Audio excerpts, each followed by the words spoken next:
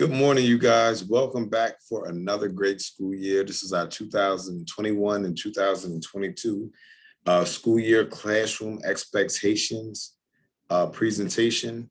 Thank you guys for a wonderful, wonderful first 2 weeks. You guys have been doing a great, great job. But I do want to make sure that we get these expectations to you guys out so that we are all on the same page and very clear on exactly what your teachers are looking for and your administrators and parents as well. So I'm going to go ahead and share this presentation. Give me one quick second.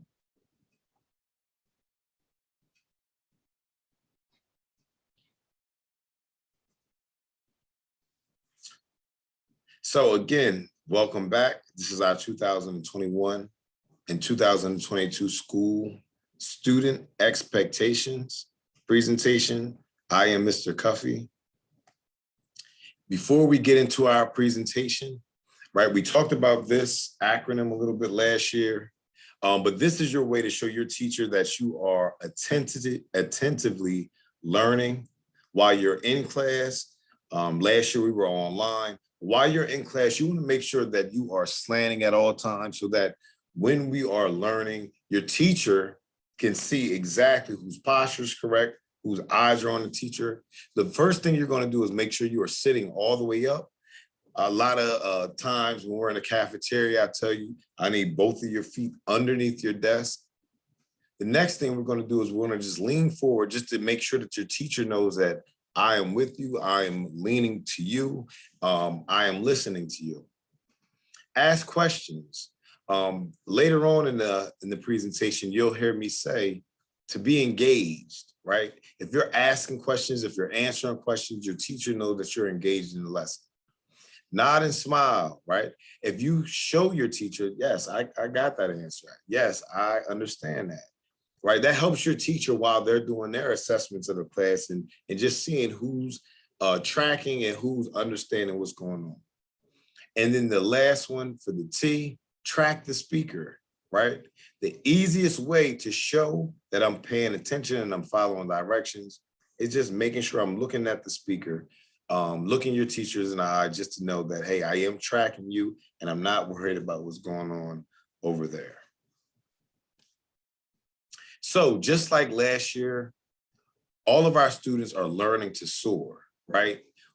If you look at my angry bird, he started off kinda, and then he got it. You can see his facial expression change, right? Because now he is learning, he's confident, he knows what he's doing. So now we're gonna unpack exactly what this soar means.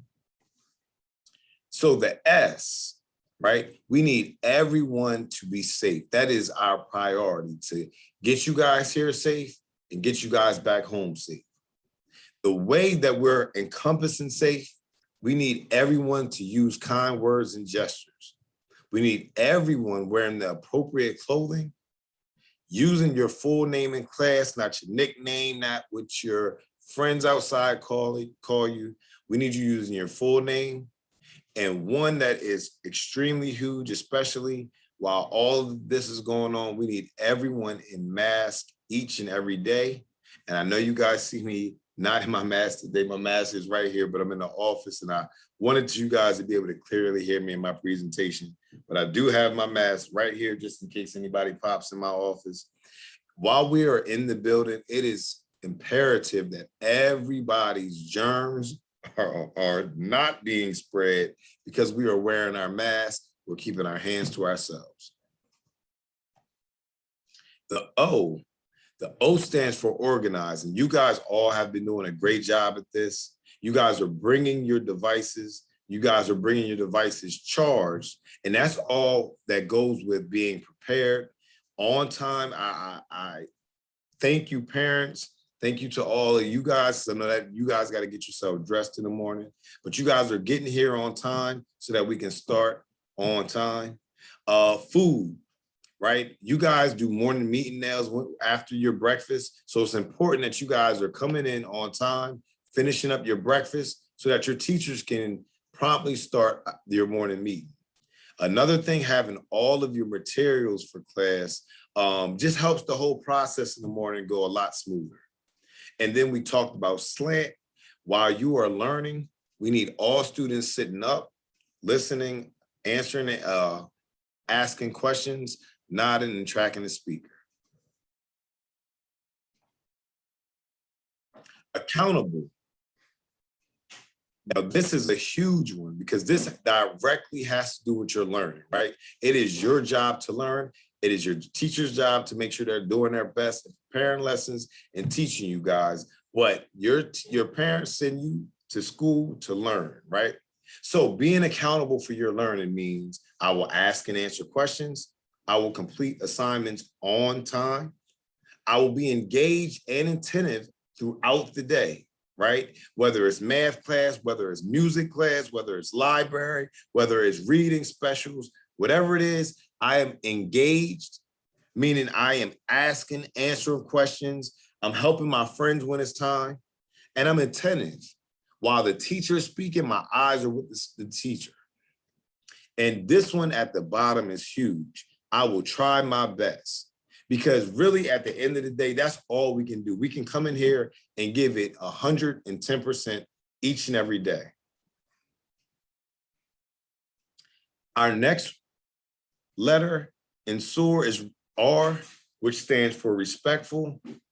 I will use respectful language and gestures. I will follow class norms, enter class on voice level 0, use silent signals to get the teacher's attention. On topic, respectful communication. I will encourage my classmates with positive language and gestures. Now, notice that we say all respectful language, positive language. We are encouraging you guys to talk like the kings and the queens that you are, right? We are encouraging you guys to use the same kind of language that you would want somebody to use with you, right? We're not yelling. We're not, mistreating each other. And we started off with safe, right? Safe, respectful, all of those things make everyone want to be in school each and every day and learning. And it's our job to make sure that we're doing our best each and every day with using those words and also encouraging each other. And I'm gonna stop really, really quick just to point out Kobe Bryant. You guys see him right here and he's waving. And I think he won the MVP trophy in the All-Star game, right? But it's the one thing that you can control. You are responsible for how people remember you, right? And that's deep because I know personally, I always wanted to be looked at as respectful, as a nice person, because that's what gets you a lot farther in life, right?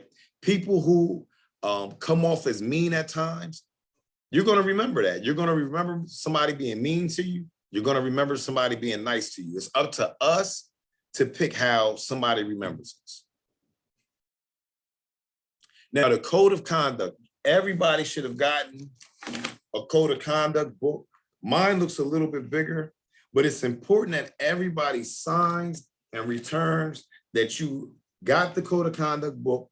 And you also read through it with your parents to make sure you understand our code of conduct.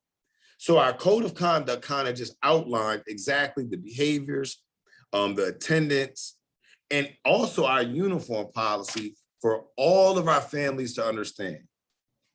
Now, it's also important to understand that while you're in the building, the code of conduct is in place.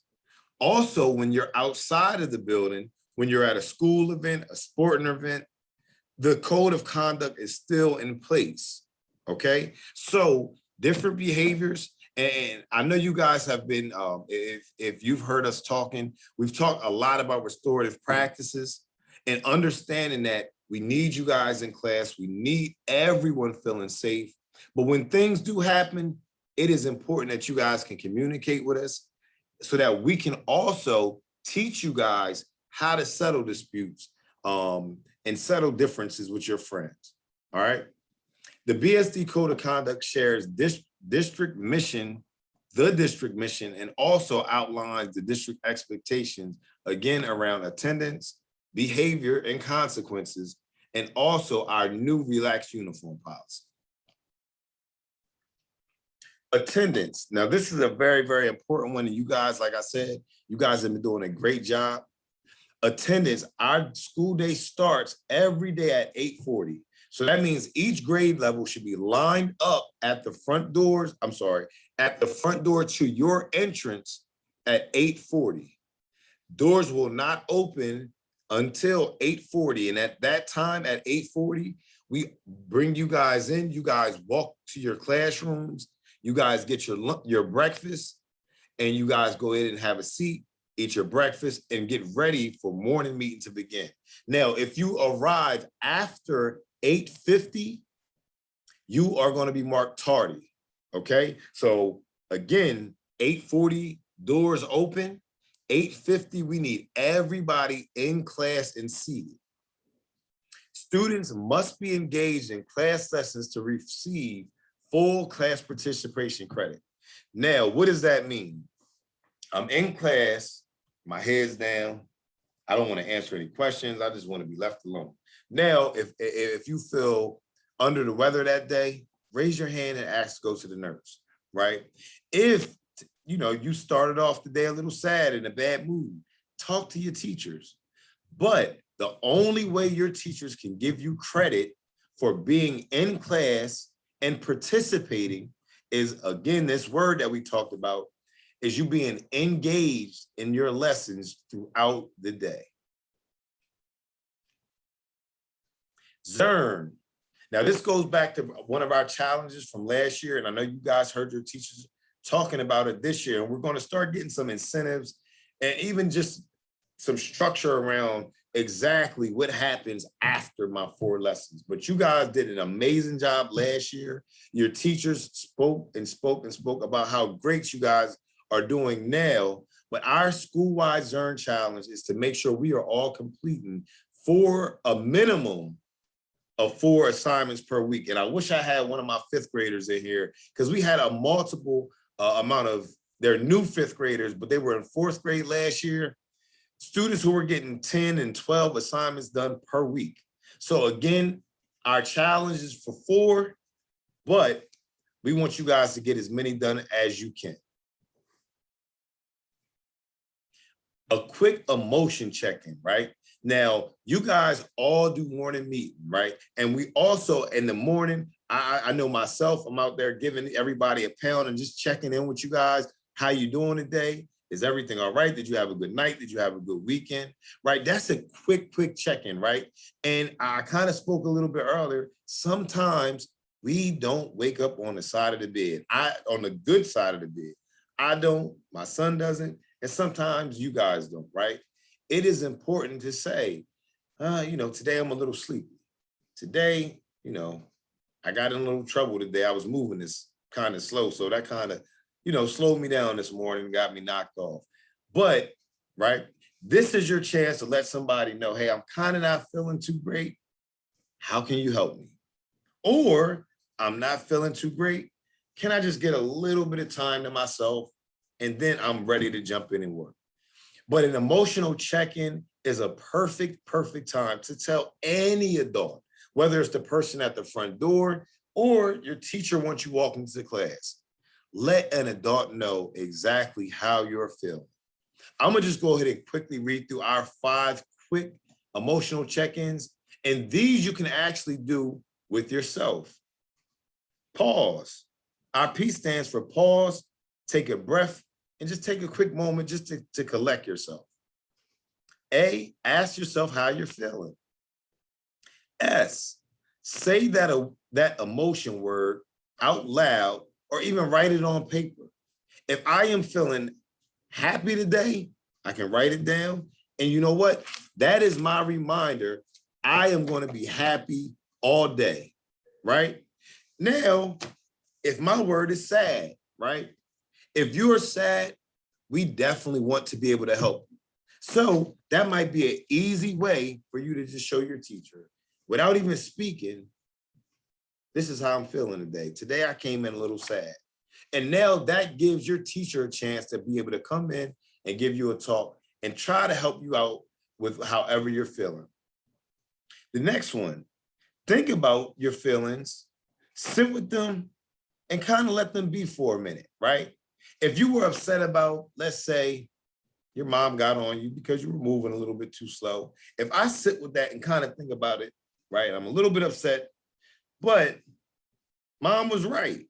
This morning, I was playing my PlayStation. I was moving slow. I had one shoe untied. Mom has to get to work. You got to get to school. So yes, mom might have rushed you a little bit, but now we're back in school. Let's collect ourselves and let's move on and have a great day. And next, ask yourself what you need. Say or list what you could or how we can help, and then we're going to move forward. All right. Now, who can I talk to? These are also super, super important things because like I said, sometimes, we are feeling a little bit down. But remember, our parents, even before we leave the house in the morning, hey, mom, thank you guys for everything. I'm going to head off to school. I feel great this morning. Or, mom, I'm a little bit sleepy, right? I think I might need to change my bedtime to about 8:30 because I'm a little sleepy going out of here, but I'm going to have a great day, mom, and I'll see you guys later. And you know what? I'm going to make a quick, well, somebody remind me to make it quick because I got a spelling error right there. That's a parents and family members. So somebody help me out with that when I see you in the hallway. But another person that you can talk to, again, is your teachers and any school staff, right? Your friends. Now, sometimes people think, I don't want to tell my friends, but sometimes your friends might be the best people to kind of hear you out, give you some advice, and help you out throughout your day, because your friends are right there, your peers are in your class, and sometimes you guys are the best people to give your friends a thumbs up to encourage them throughout the day. And the last one I see a lot of you guys doing is you guys have your journals and you're writing things down. One of my special fifth graders, she has a journal that she's been using now since she's been in third grade. And I know that that's helped her make a tremendous amount of growth over the past couple of years. Ways to effectively communicate, we talked about, is speaking calm and clear with your feelings, writing it down. Don't bottle things up because then you'll be ready to explode. So make sure you are always talking about however you are feeling. And the last thing, don't forget to listen. Listen to your teachers, also listen to yourself. So the last thing that I want to say, and I'm going to go back to our full screen mode, is because you guys, number one, have been doing a great job. Get that. But I do want to continue, guys, to encourage, to push each other to be the best. Since I've been here for 3 years now, Harlan has been absolutely the best school that I've seen in Brandywine School District. You guys do a great job each and every day. And now it's time to grow. We've all missed you guys the past year and a half. It is so, so, so great to have you guys back in the building. But now let's all challenge each other in every single way to get better every single day. All right. So I am going to be coming around to also just do a check-in with you guys on our expectations to make this super clear for every single one of you guys. All right. I'm uploading this on Nearpod for every single one of you guys to be able to watch on your own. But when I come into your classrooms, I am going to expect everybody have it finished. And also, when we start talking about SOARN, I'm going to bring in a couple prizes. Well, I'm not going to show you guys what the prize is now, but I am going to expect everybody to be able to answer some questions about our SOAR model. So that wraps up our expectation presentations for today. I hope everybody had a great time, and I hope everybody had learned something new. Thank you guys for being a great listeners, and I will see you guys later.